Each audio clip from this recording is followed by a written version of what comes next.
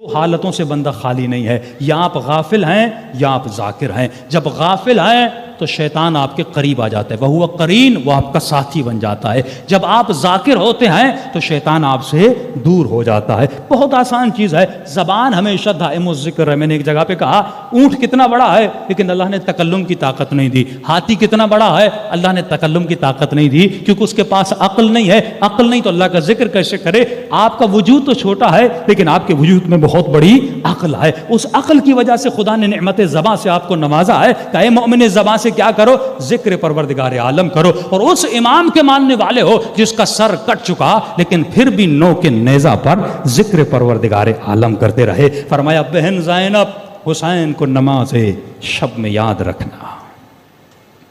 امام سجاد فرماتے ہیں کہ ایک اندھیری رات میں نے کیا دیکھا، پھپھی اماں اٹھتی ہیں اور جا کر وضو کرتی ہیں، لیکن جب نماز کی باری آتی ہے تو کھڑے ہو کر نماز نہیں پڑھتی بلکہ بیٹھ کے نماز پڑھتی۔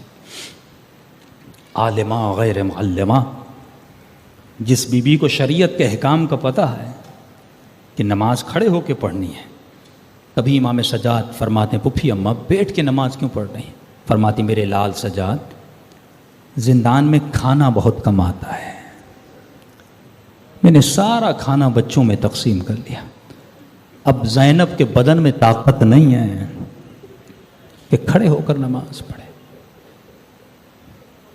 واللہ یہ سوچنے کا مقام نہیں ہے، مستحب نماز میں اتنی تکلیف ہے لیکن پھر بھی بیوی پڑھ رہی ہے، مجھے کھانا بھی مل رہا ہے، صحت بھی ہے، جسم بھی ہے، اعضاء بھی ہے، لیکن اتنی توفیق نہیں ہوتی میں اپنی واجب نماز کو ادا کروں۔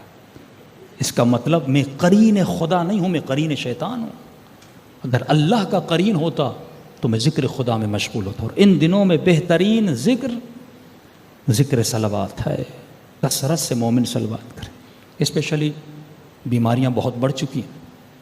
آقا مبشر کاشانی فرماتے ہیں کہ بہترین ذکر جو بیماریوں سے بچنے کے لیے صبح کی نماز کے بعد ذکر حوقلہ، حوقلہ کہتے ہیں ماشاء اللہ لا حول ولا قوت الا باللہ العلی العظیم۔